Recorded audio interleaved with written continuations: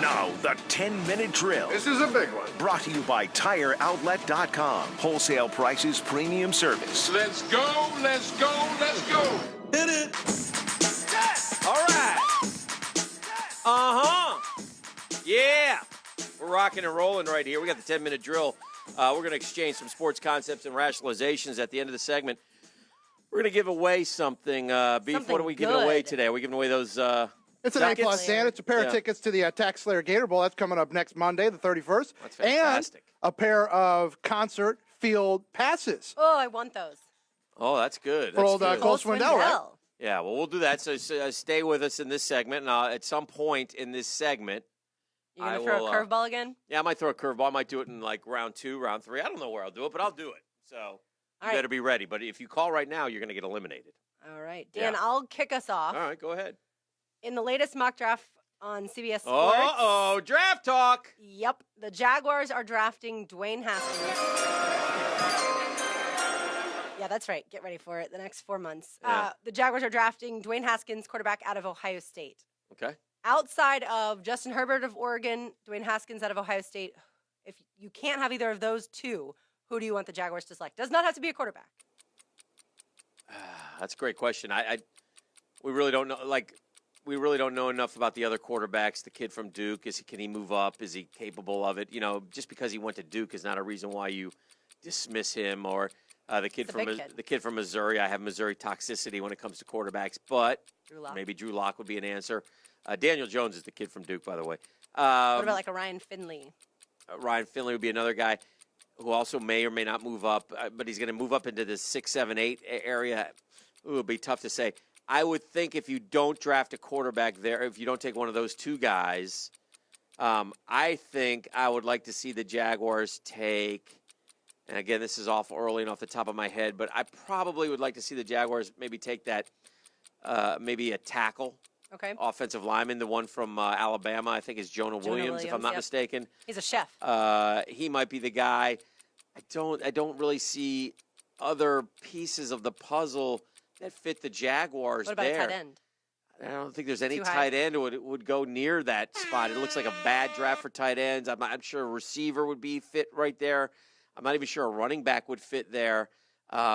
You could take another defensive lineman, but my gosh, you better do something in free agency then, which, again, free agency is fool's gold. We just happen to get lucky this particular year. So I don't know. The Jacksonville Jaguars this year, Lauren Brooks, have not had a running back over 100 yards. That is correct. And so they will finish that terrible streak on Sunday. I don't think all of a sudden somebody's going to go over 100 yards. I'm not real confident that that's somebody, Leonard Fournette, Carlos Hyde, whomever it may be. Maybe if Carlos Hyde got 20 carries, I don't know. Because of that, where do you stand with Leonard Fournette going forward? Where what do you think should happen with Leonard Fournette and the Jacksonville Jaguars? I think he needs to have a nice long chat with Tom Coughlin, Executive Vice President of Football Operations, and they need to discuss where his priorities lie and why he missed treatment this season and what his future goals are and try to figure out where his head is at, because I think you're talking about an extraordinarily talented football player who obviously has not lived up to expectations this season, and even outside of the injury. Okay, so he got injured week 1 and he was out for a while with the hamstring injury. Right. But when he came back, we did not see the same guy as we saw in the preseason and in training camp. So there's something wrong there. I don't know what it is. I can't diagnose it, but certainly I hope that someone like TC can get to the bottom of it and figure out if he doesn't want to put the effort in, then he doesn't need to be in Jacksonville, because this offense, the way it has been constructed, is around him. He is the feature back, and he's missing holes without, the vision that we really expected him to have. He's not slippery at all. He gets tripped up and he goes right down. We've seen a lot of issues, so that's what I would want to happen. He's 45th in the NFL in rushing. Obviously, missing a lot of time doesn't help. But if you projected his totals, let's say he played a whole season, he would have about 266 carries for about, he'd be still under 900 yards. 3.3 yards a carry is not going to get it done. 3.3 yards a carry means when you get the ball 3 times, you don't get a first down. You're short. You got 9.9 yards. So that's no bueno.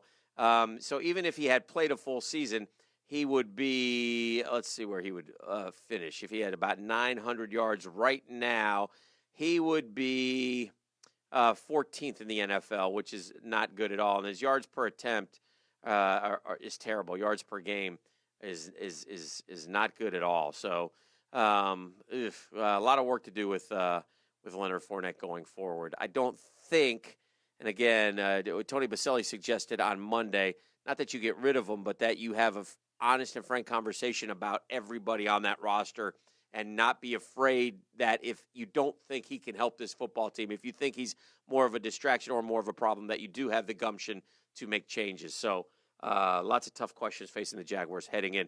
Right now, caller number 2, Beef. Right now, we're going to keep going, but I like to jump in the middle of the 10-minute drill and try to award the duck. It's caller number 2. That's tickets. Sneaky. Yeah, 2 tickets to the Tax Slayer Gator Bowl coming up on New Year's Eve and concert, right? Right, complete with concert field passes. Yeah, pretty good stuff. And we just mentioned Ryan Finley. Certainly another reason to want to go to the Tax Slayer Gator Bowl, the NC State starting quarterback Ryan Finley. You'll get to see him in person. I went last year to the Tax Slayer Gator Bowl, and of course Lamar Jackson was playing for Louisville, and that's when I decided I did not want him as my NFL quarterback because he threw 4 interceptions. Yeah. Of course, now he's starting to prove everybody wrong. Yes. But I'll go to the NBA, Dan. All right. You watched the game last night, Lakers, Warriors. A, why does Steph Curry have issues on Christmas Day? And B, were you shocked by the fact that the Lakers beat the Warriors by that much? I don't know why. I have no got idea why. I don't know if there's real no reason why. So I don't think there's a fair answer unless he gets up early because he's got a bunch of kids and he's tired or he doesn't care. Or the season hasn't started. I think it's just a fluky thing with the Christmas Day situation. He probably doesn't even know that either. I don't know if he's even been asked. Hey, do you know? He has been asked. He has. Yeah, and his answer is I don't know. He doesn't know. Okay. Yeah. Well, I agree with him. Was I shocked? I was surprised because I'll tell you why. The Lakers had lost 11 in a row at Oracle Arena. So it's not just that. That's, for them to go with. Listen, here's all you need to know. LeBron James was interviewed last week, and he said, I think we got to change our goals here. I think we're better than I thought we would be. And I think a lot of people think that. The young kids are better. LeBron is still playing at a high level. And so with all that said, the Lakers are 2.5 games out of the top seed. They're 4th overall. They're not only are they going to the playoffs, I think they have a chance to make some, go into the playoffs. Do I think they're going to win the world championship? No. Do I think that the East for the first time, Cleveland won it. Golden State's been the dynasty. I think the East has a chance. I think it's much more wide open, but it's more wide open, honestly, because of one team's struggles and one team only, and that's Golden State. So when they figure it out, if they figure it out, will be key. Maybe the Durant-Draymond Green thing is still lingering. Maybe they just haven't gotten past that. Maybe it's just time for them to split up. Maybe they've got to, nothing lasts forever. That's why these dynasties in this day and age with so much media coverage of championship teams, to be able to do it year after year after year, that's why you should marvel at what New England has done by winning 10 AFC Eastern championships in a row. So, a little surprised, and the Lakers are better than I think most of us thought. Somebody said last night, boy, how much fun would this be as like a 1-4 second-round series? Yeah. And then the Lakers go in and win the opener. That would be something. Hey, we got Bowl Week. The Bowls are going on. By the way, did we give away the tickets? We did. Shout out to Guggen Ray. Guggen Ray. Ray's going to the Tax Slayer Gator Bowl. There you go, and Ray. He's going to be on the field for Cole Swindell next Monday, the 31st. I'm jealous. Yes, have fun with that, Ray. Listen, it's the most wonderful time of the year. It's Bowl Week, and there's lots of bowl stories going on. But we learn there's always a suspension or two. But I think the biggest name is Dexter Lawrence of Clemson won't be playing against Notre Dame. Who has a better chance of pulling the upset, Notre Dame against Clemson or Oklahoma against Alabama, Lauren Brooks? It's an excellent question, Dan. Of course it is. Because of course. Great question. Thank you Yeah, very much. absolutely.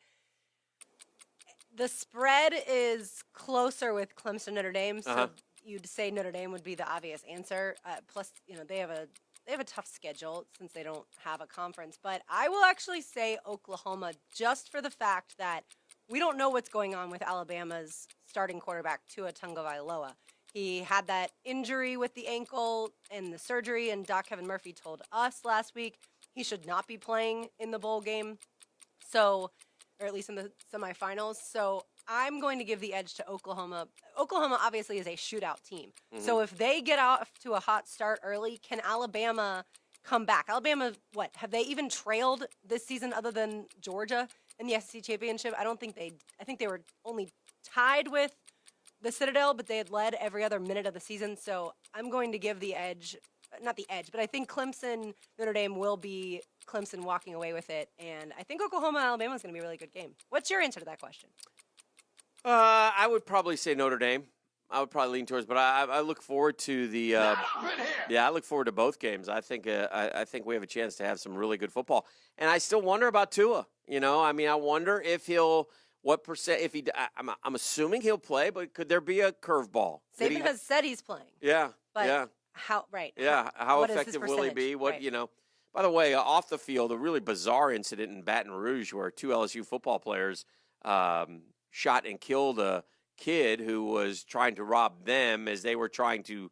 It's very odd. They were out trying to sell an electronics item, and I don't know the area. I don't know if it's a shady area or not a shady area.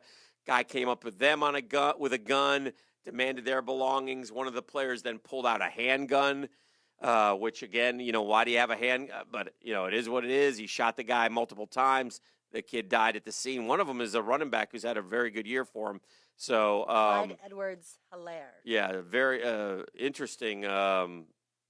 Interesting. They decided the police decided they acted in self-defense. That's what they've said. Yeah, so it's certainly a traumatic incident. Absolutely. Golly, so that's terrifying. Anyway, just on a side note, that's also happening. You have time for one more quickie, or are we good? No, we're good. We're done. All right, that's Sports Concepts and Rationalizations. We're up against it. We gave away Tax Slayer Gator Bowl tickets. That's what we do right here on The Drill. We're heading to the 8 o'clock hour. We'll see what's trending on Twitter. Oh, Beef has a lot to choose from today. What will make it, not make it, we'll find that out and much more right here on The Drill on 1010XL and 92.5 FM.